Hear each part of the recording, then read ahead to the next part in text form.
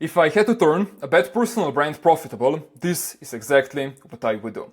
I wouldn't change the funnel or the offer. Instead, I'd fix the brand positioning so people perceive you as an industry leader and actually want to work with you. So if you're tired of listening to gurus who just say copy viral content and you actually want to learn how to build a profitable personal brand the right way, then this video is for you. And to make things as easy to understand as possible, I reached out to one of my good friends, Tawfiq, who's actually just getting into content, and he was cool with me breaking down his personal brand in today's video. Now, at the moment, Tawfiq has three big problems. He doesn't know how to come up with content ideas that will make him stand out in a saturated market. He doesn't know what content he should post to attract his dream clients, and he doesn't know around which content types he should even build his personal brand in the first place. But before we get into this, let's look at his foundation and optimize his Instagram account and YouTube channel. Firstly, when it comes to his bio, I would remove this vertical line and just say founder of and then tag his company Instagram account. The second line needs to be a bit more easier to read. So I would say generated over $1.5 million for online coaches. I would fully remove the third line, and here's why. The goal with Instagram is to build brand awareness and to attract people into your funnel. But at that point, people are not ready to buy yet, so there is no point of having a hard call to action. What we want to do is simply what he's already done in the fourth line, is push people to your YouTube channel. Now, moving on to his highlights. He should have at least 3 highlights full of client wins. One highlight where he's saving all the stories of promoting different YouTube videos. So again, we can push as many people to YouTube as possible. And the last highlight should be just more about personal stuff. And another important thing is highlight covers, which should essentially just be around associations that you want to have of your personal brand. So for example, traveling, working online, villas, working out and discipline, and let's say cars. Now moving on to his main grid, which needs to have 3 pin posts. My story, a video that already performed well on his channel, and a client testimonial or like a client case study breakdown. Now below that, there should be like carousels of different places that, for example, Tawfiq traveled, and all the other reels should be stored in the reels section. Now, if we look at his YouTube, he needs to change the profile picture to the one that he has on Instagram because it's so much more cleaner and it's easier to see his face. When it comes to his bio, I would structure it like this. I generated over $1.5 million for online coaches, and I will show you everything I've learned in the last X years so you can do the same. Work with me one-on-one to scale your coaching. The first link always needs to be Instagram because this is the one that's going to pop right here, and the one below should be the Calendly or the landing page.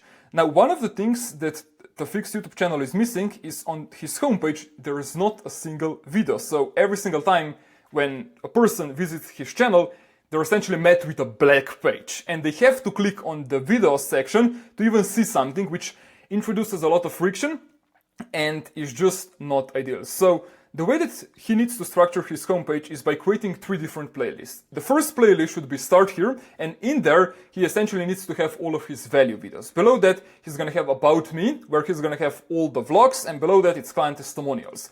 And the reason for this structure is because people come on a YouTube channel for 3 different reasons. They either want to learn more about what you do for other people, see if you're competent, can actually get somebody result. They either want to learn more about you and the life that you're living, or obviously what you've been able to do for other people and kind of see your results.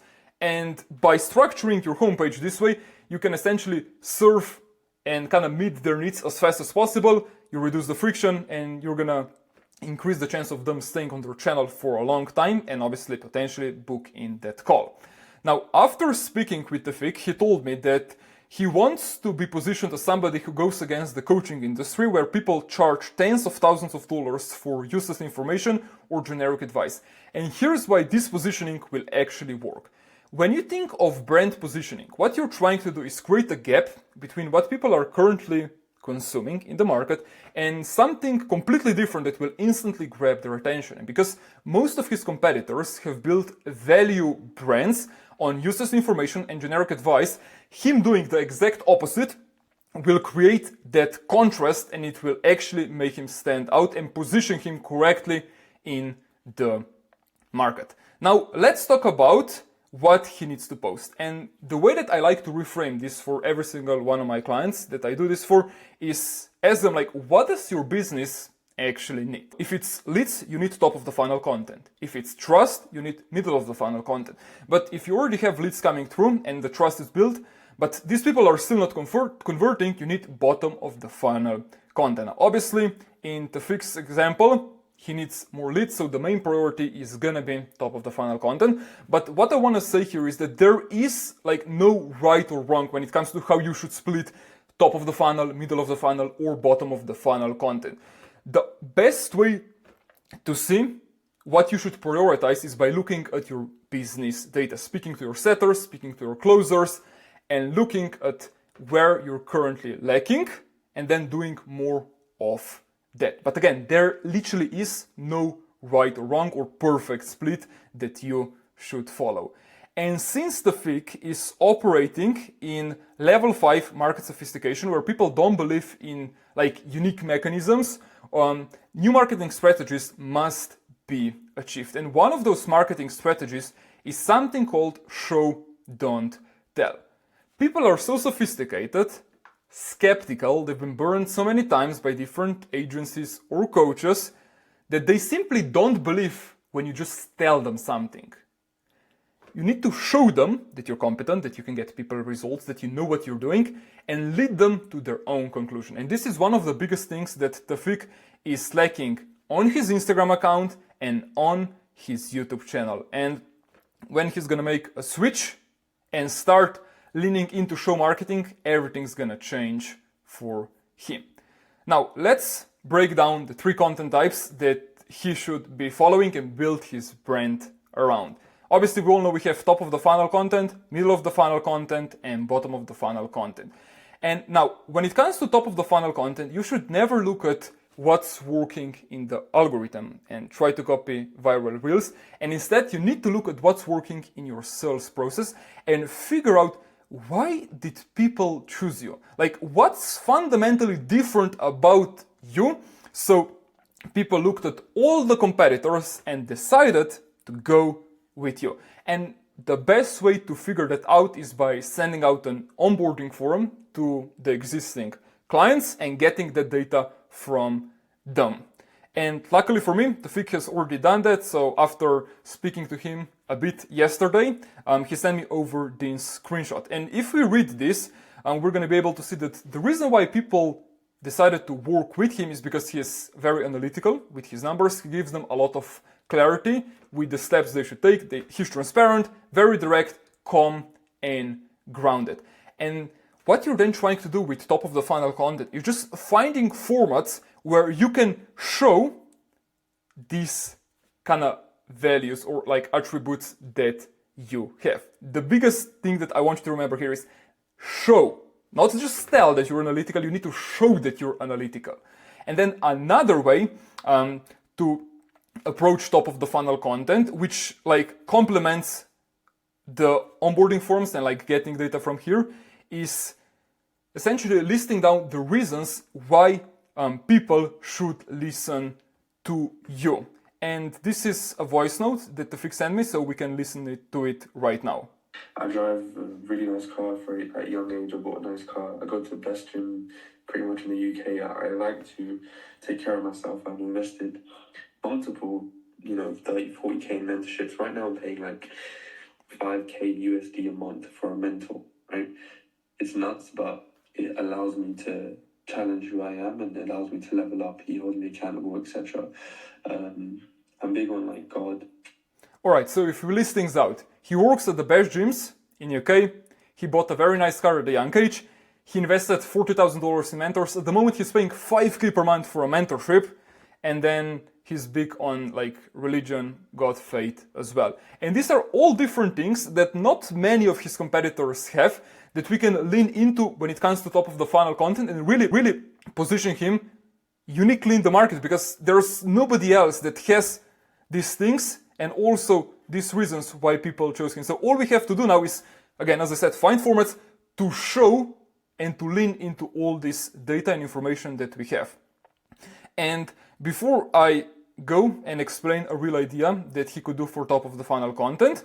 I just want to say that when it comes to content, oftentimes when you sit in a studio and you're trying to speak into a camera, it can feel forced or you just don't know exactly what to talk about. And the habit that you need to get used to is just documenting your life, walking around with your camera and showing the life that you're already living. You don't need to force content, especially top of the funnel, but just document what's already happening. Now let's put things into practice and plan a top of the funnel reel that would absolutely rip for the fig. The video format, it's gonna be black borders, and the text hook is gonna be POV. You invest 5K per month into a mentor, and here's why. Now the main thing that we wanna do is show that he invests 5K per month into a mentor, and we need to do that through documentation. So what he's gonna do is bring his camera into a coffee shop that he usually works at, like this looks absolutely sick. He's gonna put the camera on the side just like this, hop on a call with his mentor, and capture the moment when he pays him. Now then it's gonna cut to a section where he's gonna have his phone in his hands, and obviously on the phone it's gonna be the confirmation of the 5K that went through, and he can say, so every month I send my mentor $5,000 and here's why. And then he can just go on, explain his stake, and the video would be complete. And you can see how every single one of the things I've mentioned previously for successful top of the funnel content was hit through this format. And this is how you can pull ideas either from the onboarding forum or from the all the reasons that you're different and package them and show them through top of the funnel content. Now after that, we obviously have middle of the funnel content, and if I look at his current YouTube channel, he's essentially just posting breakdown videos that don't really show how competent he is. They don't essentially amplify these characteristics, him being analytical with numbers, give people clarity, being very transparent, direct, grounded, and calm. Like, yeah, maybe it does a bit, but not to an extent that it could be. So yeah, this could be executed way better following these three formats. The first one is roadmap. This is extremely powerful and it would absolutely rip for him, where he essentially, when he signs a new client, he meets up with them in person, sits down in a nice location, and essentially runs them through how he's gonna build out a cold paid ads acquisition machine for them, essentially analyze their business, and then walk them through the next steps and really give them a clear roadmap of how they're gonna get to the desired outcome in the next 90 days. Now, the other two formats he should implement are in-person testimonials and vlogs, because it essentially captures the fig in flow state where he's the most himself. And also, by him prioritizing long form content, he has infinite clips for his Instagram. So essentially on Instagram, all he has to focus on is making top of the funnel content, and everything else when it comes to the middle of the funnel content and building trust is clipped up roadmap videos, in-person testimonial videos, and vlogs, which saves him a bunch of time. And then obviously, lastly, we have bottom of the funnel content. And the best way to find this is by looking at transcripts of your sales calls, putting it all to Claude and realizing what are the most common objections that I'm getting, listing them out and presenting and handling them through a value front-facing video. For example, it could be an objection that people don't really want to move forward with you because they don't know what are going to be the next steps after they pay you. So what you could do is either make a roadmap video or again, sit down with the client in person and go over a Miro board where you essentially walk people through exactly how you got him a result through a day-by-day roadmap, so people can see exactly what your process is after they pay you money. Now, this is just one of the examples. You have to look at your own objections and see what are more entertaining value front-facing type of videos you could package and handle those objections through.